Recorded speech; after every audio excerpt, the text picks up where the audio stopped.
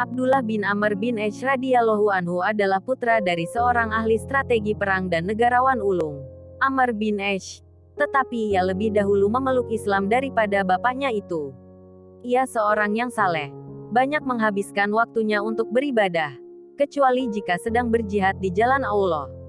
Ketika menyandang senjata untuk mempertahankan dan meninggikan kalimat-kalimat Allah, ia akan berada di barisan terdepan karena sangat merindukan memperoleh rezeki kesyahidan.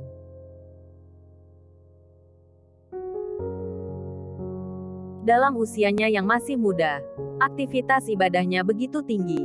Siang berpuasa, malam dihabiskan dengan tahajud dan membaca Al-Quran sehingga ia mampu menghatamkannya dalam sehari. Ia begitu zuhud, bahkan tidak pernah ia membicarakan masalah duniawiyah sejak ia berbaiat kepada Nabi Shallallahu Alaihi Wasallam. Padahal lingkungan keluarga termasuk kalangan bangsawan dan kaya raya. Ketika ia dinikahkan, beberapa hari kemudian ayahnya datang mengunjungi dan bertemu istrinya. Amr bin Ash berkata, "Bagaimana keadaan kalian?" Istrinya berkata, "Sungguh aku tidak mencela akhlak dan kesalehannya. Tetapi sepertinya ia tidak membutuhkan seorang wanita di sisinya." Amr bin Ash menatap tidak mengerti. Tetapi kemudian ia mendapat penjelasan. Kalau Abdullah bin Amr sama sekali belum menyentuhnya dalam beberapa hari setelah menikah itu. Ia begitu intens beribadah seperti biasanya, sehingga tidak ada sedikit pun waktu untuk istrinya. Hal itu memaksa Amr bin Ash melaporkannya kepada Rasulullah Shallallahu Alaihi Wasallam, sehingga beliau campur tangan untuk mengerem semangat ibadahnya. Tetapi di hadapan Rasulullah Shallallahu Alaihi Wasallam, Abdullah bin Amr justru berkata, "Ya Rasulullah, izinkanlah saya menggunakan sepenuh tenaga saya untuk beribadah kepada Allah." Nabi Shallallahu Alaihi Wasallam bersabda, "Jika engkau melakukan semua itu, badanmu akan lemah, matamu akan sakit karena tidak tidur semalaman. Sesungguhnya badanmu punya hak, keluargamu juga punya hak, dan para tamu pun punya hak atas dirimu." Maka terjadilah tawar-menawar antara Abdullah dan Rasulullah Shallallahu Alaihi Wasallam dalam soal ibadahnya. Kalau umumnya manusia akan meminta izin beribadah seringan dan sesedikit mungkin, maka Abdullah meminta izin untuk beribadah sebanyak dan seberat mungkin. Dalam soal puasa misalnya, Nabi Shallallahu Alaihi Wasallam menyarankannya agar berpuasa 3 hari dalam sebulan. Tetapi Abdullah minta tambahan, diberi 2 hari dalam seminggu, masih minta tambahan lagi. Akhirnya ditetapkan Nabi Shallallahu Alaihi Wasallam sehari berpuasa sehari berbuka, yakni puasanya Nabi Daud alaihi salam. Begitu juga dalam soal menghatamkan Al-Quran. Pertama Nabi menyarankannya untuk khatam sebulan sekali saja. Abdullah melakukan penawaran, sehingga Nabi Shallallahu Alaihi Wasallam menetapkan 20 hari sekali, kemudian 10 hari sekali, dan seminggu sekali. Tetapi Ibnu Amr bin Ash masih meminta lebih lagi. Akhirnya Nabi Shallallahu Alaihi Wasallam menetapkannya untuk khatam Al-Quran setiap 3 hari sekali, dalam riwayat lain, 5 hari sekali. Begitu juga soal salat malam. Beliau melarang Abdullah menghabiskan waktu malam untuk salat sunnah terus-menerus. Harus ada waktu untuk mengistirahatkan tubuhnya dengan tidur, dan mempergauli istrinya. Walau telah dinasehati langsung oleh Nabi Shallallahu Alaihi Wasallam, semangatnya untuk beribadah tidak segera mengendor begitu saja. Tetapi ia tidak melalaikan kewajiban dan hak-hak keluarga, badan, tamu dan lain-lainnya. Ibadahnya dengan intensitas tinggi masih saja berlangsung tanpa bisa dihalangi lagi. Melihat keadaannya itu, Nabi Shallallahu Alaihi Wasallam akhirnya bersabda, "Sesungguhnya engkau tidak tahu, bisa jadi Allah akan memanjangkan umurmu."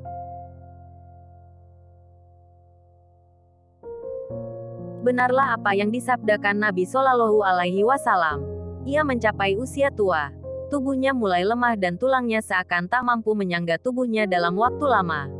Ia susah payah menetapi amal istiqomah yang telah dijanjikannya kepada Nabi Shallallahu Alaihi Wasallam di masa mudanya. Ia jadi menyesal mengapa tidak menerima nasihat beliau saat mudanya itu. Ia seringkali berkata, Aduhai malangnya nasibku. Mengapa tidak aku ikuti keringanan yang diberikan Rasulullah Shallallahu Alaihi Wasallam? Abdullah bin Amr mempunyai kebiasaan mencatat apapun yang disabdakan Nabi Shallallahu Alaihi Wasallam dalam sebuah catatan yang disebut sadikah. Hal ini dimaksudkan agar ia mudah menghafalkannya. Rasulullah Shallallahu Alaihi Wasallam memang pernah melarang para sahabat untuk mencatat sabda-sabda beliau karena dikhawatirkan akan tumpang tindih dengan ayat-ayat Al-Quran. Tetapi kemudian Nabi Shallallahu Alaihi Wasallam secara khusus menugaskan beberapa orang sahabat untuk mencatat firman-firman Allah tersebut, dan Ibnu Amr bin Ash tidak termasuk di dalamnya sehingga beliau membiarkannya. Beberapa sahabat juga berkata, Rasulullah Shallallahu Alaihi Wasallam juga manusia biasa. Terkadang beliau marah, dan dalam marahnya ini beliau mengatakan sesuatu. Begitu juga terkadang beliau hanya bercanda dalam ucapannya itu. Karena itu jangan engkau mencatat apapun yang beliau sabdakan. Karena nasihat mereka ini, Abdullah bin Amr sempat menghentikan kebiasaannya tersebut. Tetapi tampaknya ia merasa gatal jika sesaat saja tidak merekam apa yang dilakukan Rasulullah Shallallahu Alaihi Wasallam. Karena itu ia bertanya kepada Nabi Shallallahu Alaihi Wasallam tentang apa yang dilakukannya, termasuk nasihat beberapa orang sahabat. Maka beliau bersabda, teruskanlah menulis. Demi Allah yang jiwaku ada di tangannya, setiap perkataanku adalah kebenaran, walaupun aku dalam keadaan marah ataupun senang. Abu Hurairah juga pernah berkomentar atas kebiasaan Abdullah bin Amr ini. Di antara para sahabat, tidak ada yang menyamai saya dalam hal hafalan hadis-hadis Nabi Shallallahu Alaihi Wasallam, kecuali Ibnu Amr bin Ash, karena dia selalu mencatat segala apa yang disabdakan Nabi Shallallahu Alaihi Wasallam, sedangkan saya hanya mengandalkan ingatan saja. Ketika terjadi pertikaian antara Ali bin Abi Thalib dan Muawiyah, sesungguhnya ia tidak ingin berpihak kepada kedua kelompok sebagaimana dianut beberapa sahabat seperti Muhammad bin Maslamah, Usamah bin Zaid, dan beberapa sahabat lainnya. Tetapi menjelang terjadinya perang Siffin, ayahnya, Amr bin Ash yang berpihak kepada Muawiyah mendatanginya dan mengajaknya berperang di pihaknya. Abdullah bin Amr berkata, bagaimana mungkin? Rasulullah Shallallahu Alaihi Wasallam telah berwasiat kepadaku untuk tidak menaruh pedangku di leher seorang muslim untuk selama-lamanya. Bukan Amr bin Ash namanya kalau tidak mampu bersiasat. Ia mengemukakan berbagai alasan, terutama menyangkut menuntut bela atas pembunuhan Utsman bin Affan. Setelah beberapa argumen ayahnya mampu dipatahkannya, akhirnya Amr bin Ash berkata, ingatkan engkau wahai Abdullah wasiat terakhir Nabi Shallallahu Alaihi Wasallam. Beliau mengambil tanganmu dan meletakkan di atas tanganku, dan memerintahkan engkau untuk taat kepada ayahmu ini.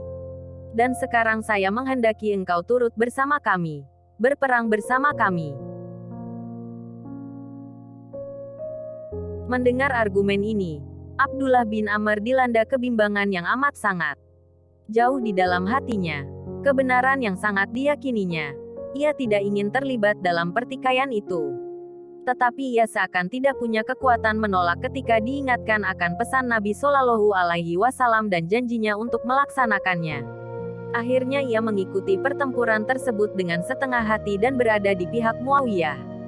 Ia mengetahui bahwa Ammar bin Yasir berperang di pihak Ali, dan masih jelas terngiang nubuat Nabi Shallallahu Alaihi Wasallam tentang kematian Ammar bin Yasir di tangan para pendurhaka.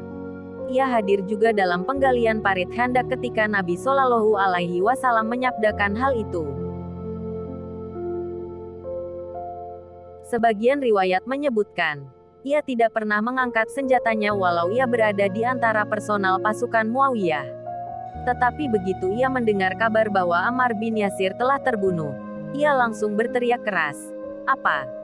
Ammar telah terbunuh, dan kalian pembunuhnya. Kalau demikian kalianlah kaum pendurhaka itu.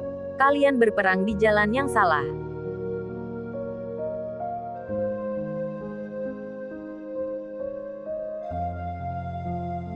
Abdullah bin Amr berjalan berkeliling sambil meneriakkan kata-kata tersebut sehingga melemahkan semangat pasukan Muawiyah. Ketika hal itu dilaporkan kepada Muawiyah, ia memanggil Amr bin Aish dan anaknya tersebut, dan berkata kepada Amr bin Aish, "Kenapa tidak engkau bungkam anakmu yang gila ini?"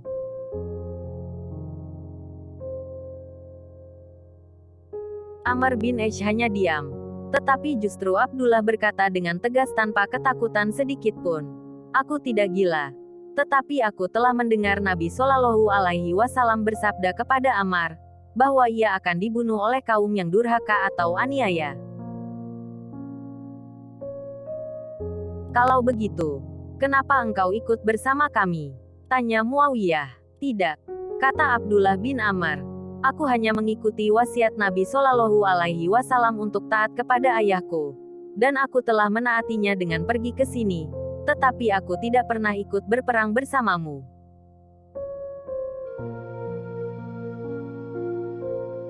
Di tengah pembicaraan tersebut, pengawal Muawiyah mengabarkan kalau pembunuh Ammar ingin menghadap masuk. Abdullah bin Amr langsung berkata, "Suruhlah dia masuk. Dan sampaikan kabar gembira kepadanya. Dia akan menjadi umpan api neraka."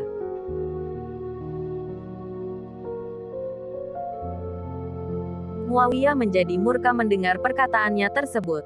Tetapi Abdullah bin Amr tetap bertahan dengan perkataannya tersebut, bahwa pembunuh Ammar bin Yasir adalah kaum yang durhaka dan berperang di jalan yang salah. Begitu Nabi Shallallahu Alaihi Wasallam mengabarkan bertahun-tahun sebelumnya, dan ia meyakini akan kebenarannya. Ia berpaling kepada ayahnya dan berkata, "Kalau tidaklah Rasulullah menyuruh saya menaati ayah, saya tidak akan pernah menyertai perjalanan ayah ke sini. Dan kini saya telah memenuhi wasiat beliau."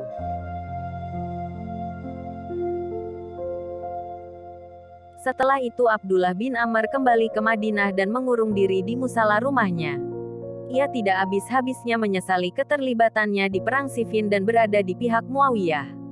Ia selalu menangis dan mengeluh, "Wahai, apa perlunya aku ke Siffin? Apa perlunya aku memerangi kaum muslimin?"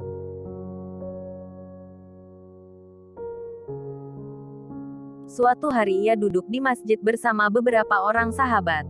Lewatlah Husain bin Ali. Setelah menyampaikan salam, ia berlalu masuk ke masjid tanpa memperdulikan kumpulan sahabat. Abdullah bin Amr berkata, "Tahukah kalian penduduk bumi yang paling dicintai penduduk langit? Dialah Husain bin Ali yang baru saja berlalu di hadapan kita. Sejak perang Siffin, ia tidak mau berbicara denganku. Sungguh, ridanya kepadaku lebih aku sukai daripada barang berharga apapun juga." Ia meminta tolong kepada sahabat Abu Said Al-Hudri untuk bisa bertemu dengan Husain. Dan mereka diizinkan untuk berkunjung ke rumah cucu kesayangan Rasulullah Shallallahu Alaihi Wasallam itu. Terjadilah berbagai macam pembicaraan. Sampai akhirnya Husain bertanya, "Apa yang membawamu ikut berperang di pihak Muawiyah?"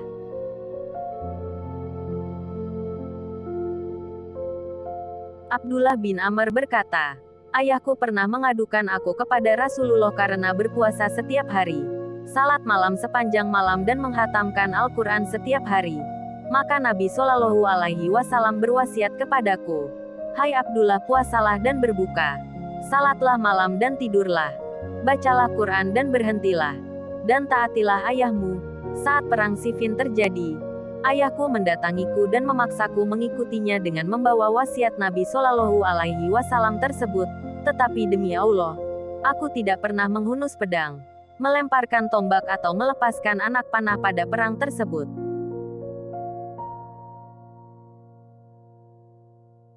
Abdullah bin Amr juga menjelaskan apa yang dilakukannya terhadap Muawiyah setelah terbunuhnya Ammar bin Yasir, dan sikapnya meninggalkan pertempuran tersebut. Husain akhirnya rida kepadanya setelah semua penjelasannya tersebut. Abdullah bin Amr menangis penuh haru.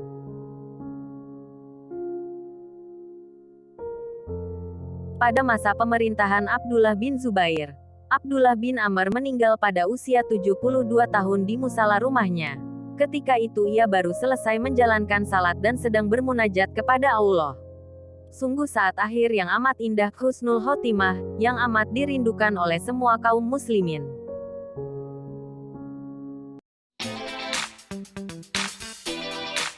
Terima kasih. Jika video tersebut bermanfaat, silakan klik like dan subscribe, serta share ke teman-teman kalian, agar admin semangat dalam upload kisah-kisah teladan sahabat Nabi.